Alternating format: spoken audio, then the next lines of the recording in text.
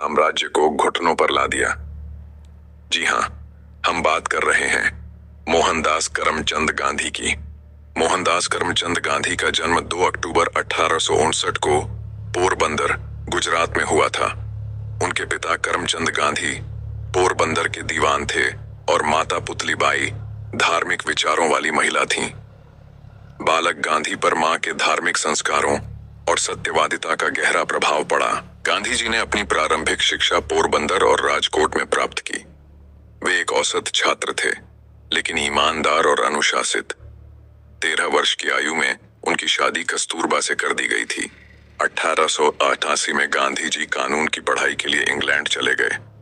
वहां उन्होंने लंदन विश्वविद्यालय से कानून की डिग्री प्राप्त की। ब्रिटिश जीवन शैली उन्हें आकर्षित तो करती थी, पर उन्होंने भारतीय परंपराओं को नहीं छोड़ा। 1873 में गांधी जी वकील के रूप में दक्षिण अफ्रीका गए। वहां उन्हें नस्ल भेद का सामना करना पड़ा। एक बार ट्रेन में केवल गोरे लोगों के डिब्बे में चढ़ने पर उन्हें बाहर फेंक दिया गया। यहीं से शुरू हुआ उनका सत्याग्रह और समानता के लिए संघर्ष।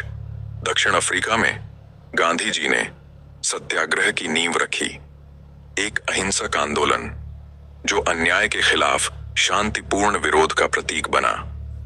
उन्होंने भारतीयों को संगठित किया और ब्रिटिश सरकार को झुकने पर मजबूर कर दिया। 1915 में गांधी जी भारत लौटे और गोपाल कृष्ण गोखले के मार्गदर्शन में देश की स्थिति को समझा। उन्होंने देश भर में यात्राएं की और किसानों, मजदूरों के हालात को जाना। गांधी जी का पहला बड़ा आंदोलन चंपारण, बिहार में हुआ। यहां अंग्रेजों ने किसानों को नील की खेती के लिए मजबूर किया था। गांधी जी ने किसानों की आवाज उठाई और उन्हें न्याय दिलाया। 1920 में गांधी जी ने खिलाफत आंदोलन और असहयोग आंदोलन की शुरुआत की। लोगों से अपील की गई कि वे अंग्रेजी संस्थानों, स्कूलों और अदालतों का बहिष्कार करें। यह आंदोलन पूरे भारत में फैल गया। गांधी जी ने स्वदेशी आंदोलन चलाया और चरखा को स्वतंत्रता का प्रतीक बनाया। उन्होंने कहा, खादी ही आत्मनिर्भरता का प्रतीक है।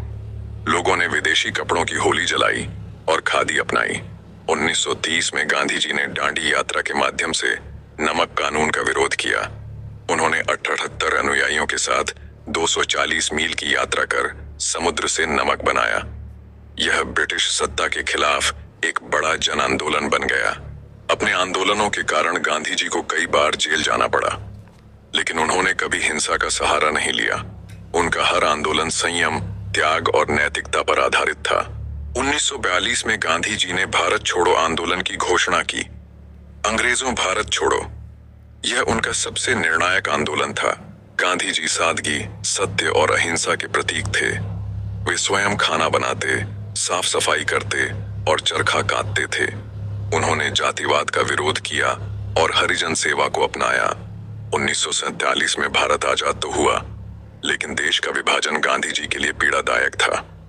वे हिंसा से टूट गए और सांप्रदायिक एकता की अपील करते रहे। 30 जनवरी 1948 को एक सभा में नाथूराम गोडसे ने गांधी जी की गोली मारकर हत्या कर दी।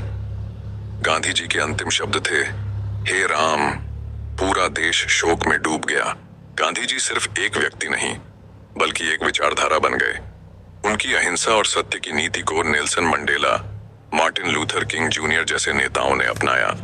विश्व भर में गांधी जी को सम्मान मिला।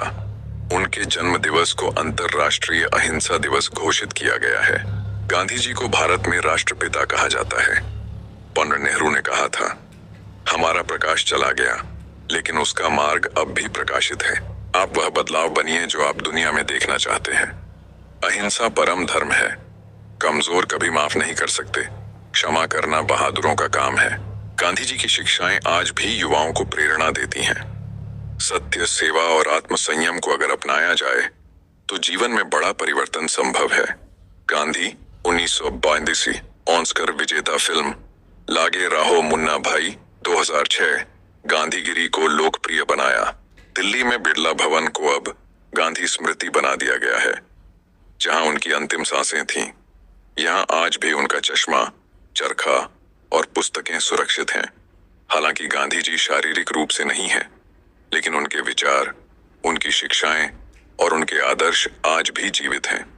हर संघर्ष में हर शांतिपूर्ण आंदोलन में, हर सत्य के पक्ष में उठती आवाज में। महात्मा गांधी एक ऐसा नाम जिसने दुनिया को बदल दिया, एक ऐसा जीवन जो सादा था पर प्रभावशाली, एक ऐसी प्रेरणा जो आज भी हमारे जीवन में प्रकाश फैला रही है।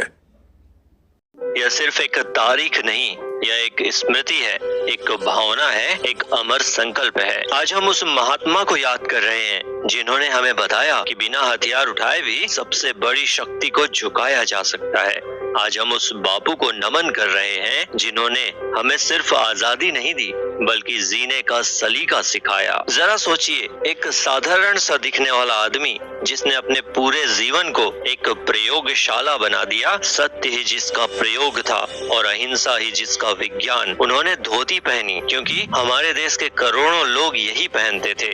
उन्होंने चरखा चलाया क्योंकि वे हर हाथ को काम देना चाहते थे, हर घर में स्वराज का दीप जलाना चाहते थे। जब हम गांधी जी की बात करते हैं तो सिर्फ इतिहास की बातें नहीं करते, हम उन भावनाओं की बात करते हैं जो आज भी हमारे दिल में गूंजती है। वह भूख हड़ताल, वह दांडी यात्रा, वह असहयोग आंदोलन, ये सिर्फ घटनाएं नहीं थी, ये करोड़ों लोगों के दिल की पुकार थी जो गांधी जी की आवाज बनकर उभरी। आज जब हम चारों ओर देखते हैं तो पाते हैं कि दुनिया कितनी बदल गई है।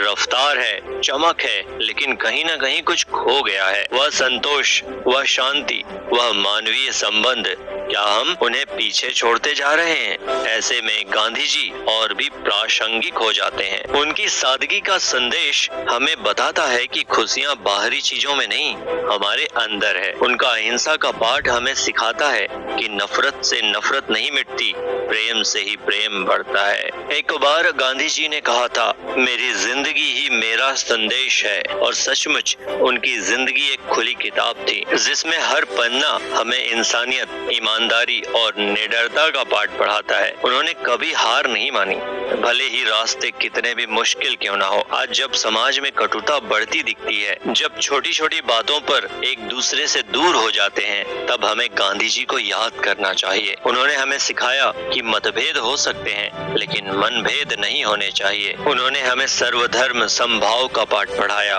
बताया कि सभी धर्मों का सार प्रेम और भाईचारा ही है। आइए इस पावन अवसर पर हम सब अपने अंदर झांकें। क्या हम सचमुच उस भारत का निर्माण कर रहे हैं जिसका सपना बापू ने देखा था?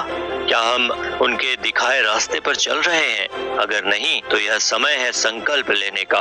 हम शायद गांधी जी की तरह महान नहीं बन सकते, लेकिन हम उनके दिखाए रास्तों पर एक कदम चल तो सकते हैं। हम अपने आसपास स्वच्छता रख सकते हैं, किसी गरीब की मदद कर सकते हैं, किसी से प्रेम से बात कर सकते हैं और सच के लिए खड़े हो सकते हैं। गांधी जी एक व्यक्ति नहीं थे, वे एक अमर विचार हैं, और विचार कभी मरते नहीं, वे युगों युगों तक प्रेरणा देते रहते हैं। आइए हम सब मिलकर उनके विचारों को जीवित रखें और एक ऐसे भारत का निर्माण करें जिस पर हमारे बापू को गर्व हो। जय हिंद।